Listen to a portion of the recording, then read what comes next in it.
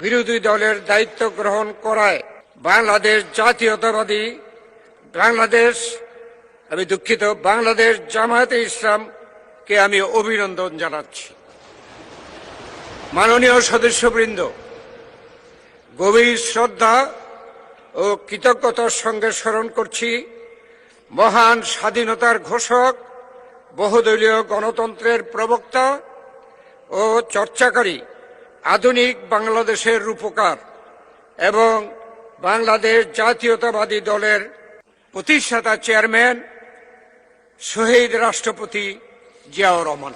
এই ত্রয়োদশ জাতীয় সংসদ প্রথম অধিবেশনে মাননীয় প্রধানমন্ত্রী এবং এই সংসদের প্রধান, সম্মানিত সংসদ সদস্যবৃন্দ, আসসালামু আলাইকুম ওয়া রাহমাতুল্লাহ।